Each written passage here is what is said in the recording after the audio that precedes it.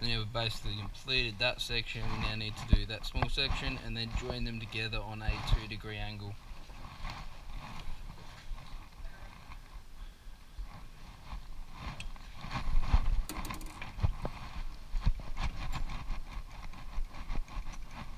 Okay, gonna replace the knurling bit for the carbide bit.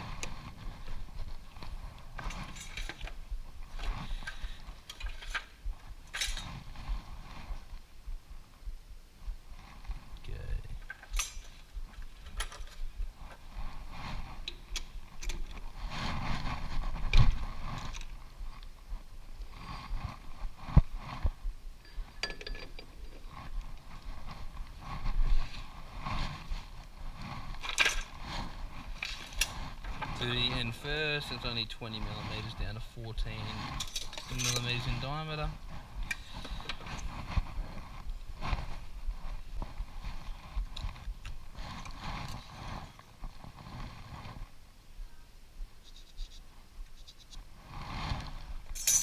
Catch you, mate.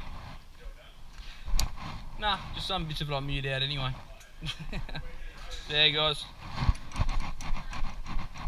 Yeah. Go. So I need to set this back to as fast as it will go, being A and 2. And that's not going to be.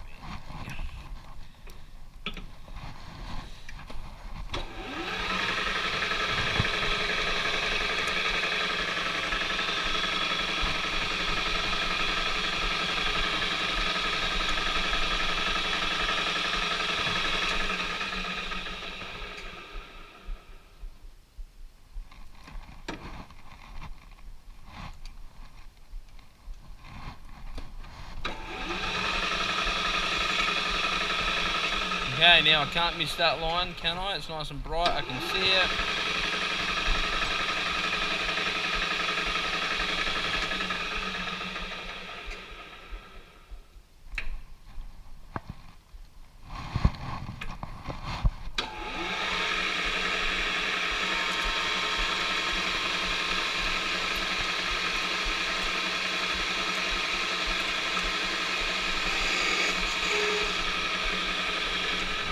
Alright, there's the first cleanup cut.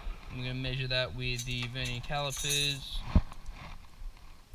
Like always, make sure they're zeroed. What that is.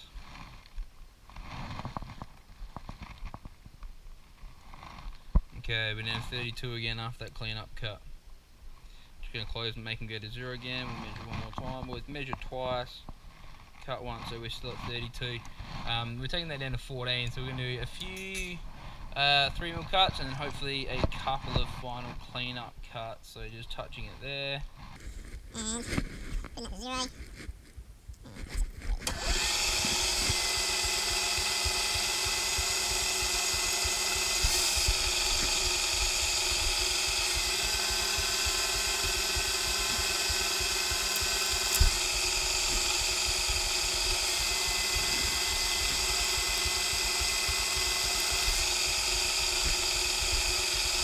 Okay, we've got a few big cuts there, so we're going to double check what we've gotten to.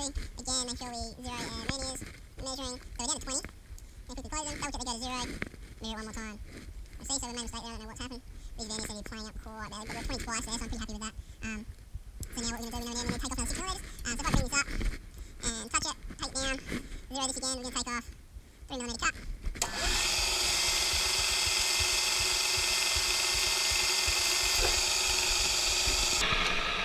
Okay, let's double check.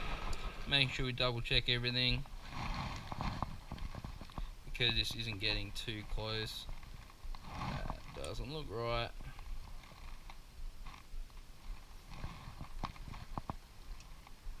Again, doesn't look right. I'm worried that these things are broken.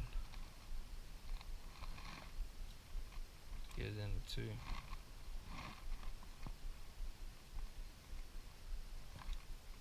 Okay, we're going to old school this. We're going to rough it up with a ruler. Double check with that. So at the moment,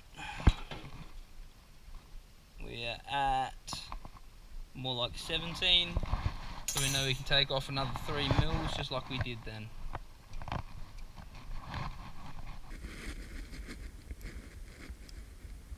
Okay.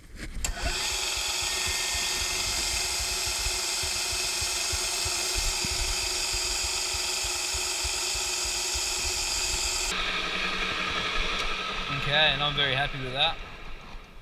Okay, now before we can start putting the 2-degree angle on it, we need to swap out this lathe center for a center drill really quickly.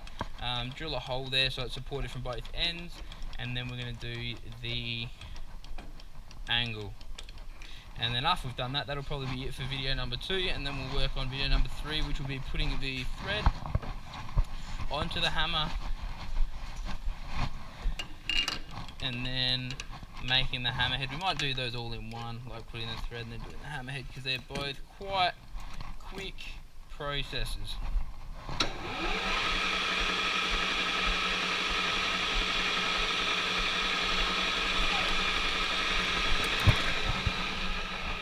Now, I know some people are a little bit different to me in terms of this, but I really like to go all the way down to that bevel on the center drill, and that's simply because I like to have a lathe center that's got quite a bit of purchase on the material that it's working on. That's also going to be quite, it's not too hot.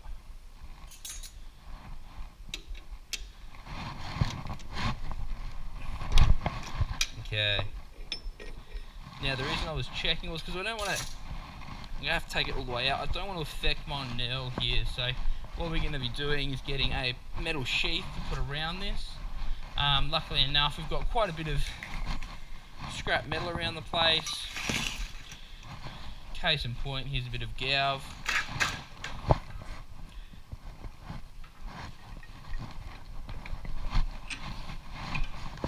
You can see there as well where I touched that, it's got bits of metal that come off on my hand. We've got a bit of galv. We can simply bend it around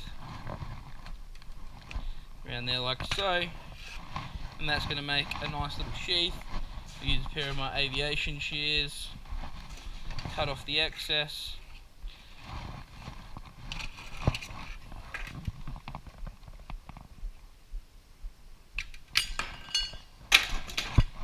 So there we go, cut off the excess there, and that'll be a good sheath for it. And that'll stop our nail from getting crushed within the lathe, so I can put that over the top of it. This is quite warm, it's not quite hot, just from that little end bit. It does cool down reasonably quickly, which is good. I think I crushed my sheath a little bit. Okay. You can see it's just being careful to put it in the lathe in a way that's going to have the edges of the sheath that aren't putting pressure, aren't going to have pressure on them. Let's get one on.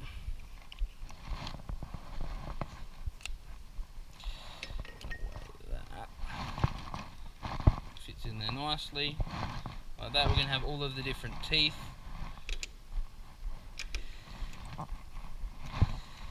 With a sheath over the top. Kneaded it up tightly. You see how it's crushing it in there? And that's making it so that it's going to have even pressure all the way around the workpiece, and that's really important, or else it won't sit in there centered. Alright, now if I was to start lathing, that might go off center a little bit, so we're going to support it from both ends like so with the live center. Squeaky sounds.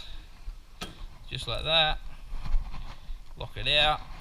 Double check. It's running okay. Just like so.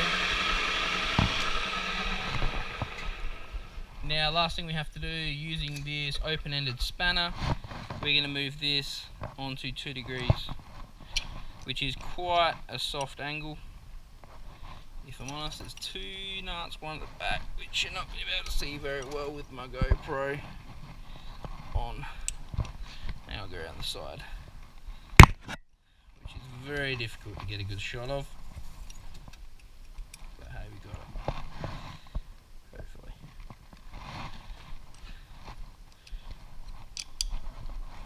So that's tightened up there. up the back side. Okay, so that's nice and tight on there. Now what I'm also going to do is actually flip my piece around so you see that. Turn it around like that. That way it's not going to hit on anything in here. I don't have to go too close with my hand like that.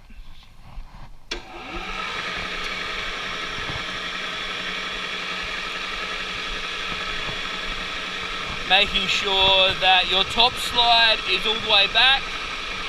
That's important because you won't be able to go to all the way to the end if it's not. You will get to go all the way to the end, sorry. You won't get the maximum distance out of your top slide. And you'll see it starts okay, and then it stops cutting.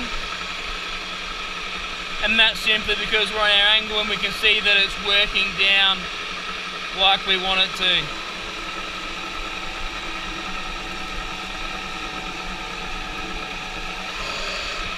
Need to make sure our live center is still working for us as well.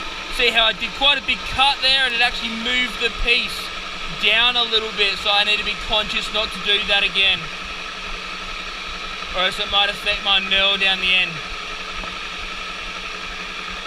Which, I mean, you spend that so long doing a knurl, you definitely don't want to have to waste time fixing it up or doing extra lathe work trying to fix your mistakes.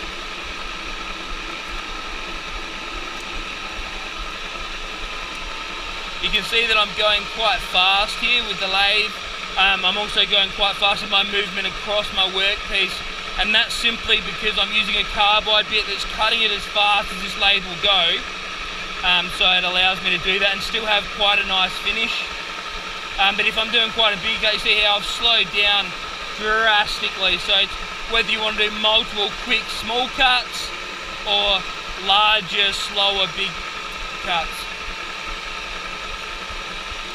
It's really about whatever you're comfortable with. And also, I mean, if I kept doing big cuts like this with this little slide here, I mean, it's going to tire my hands out drastically, if I'm honest.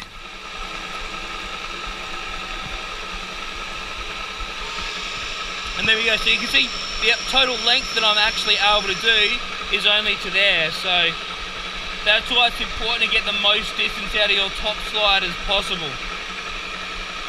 And again, always double check your live center is still spinning. Make sure that's in there properly. That's really important. We don't want to have it off center.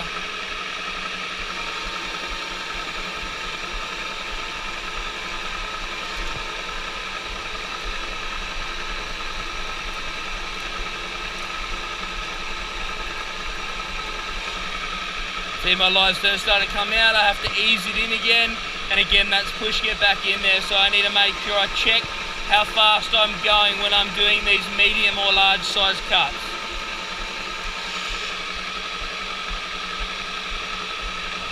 And so what I'm aiming for is to get down to that shoulder there, and when I've done that I can move the entire slide down and do my back half.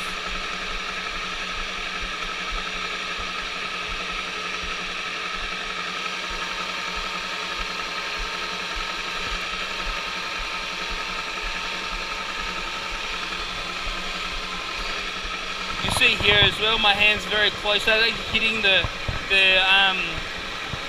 tail stop.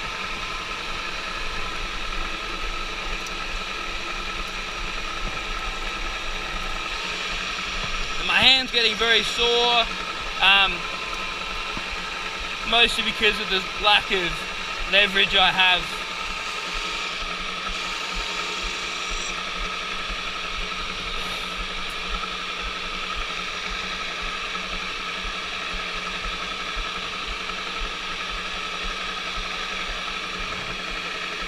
Yeah, have to swap hands for a bit even.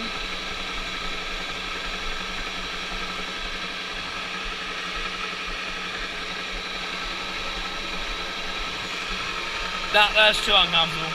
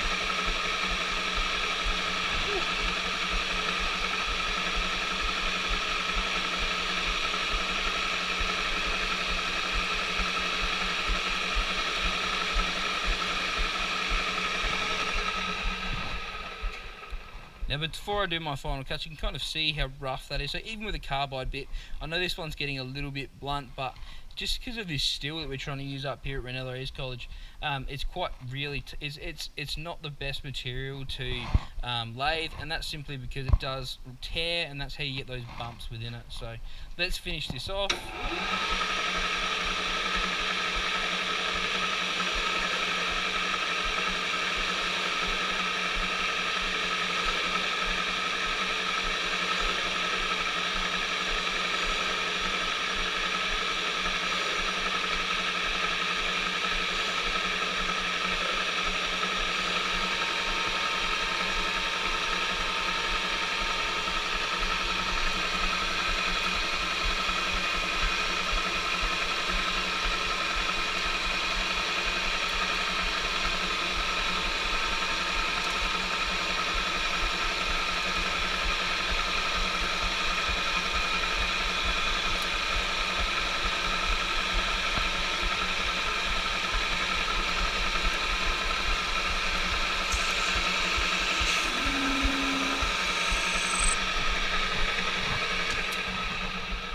You might have seen me then just doing multiple small passes in here to try to get the depth right, to then get a nice transition between this top neck and then leading down into this taper turned section here.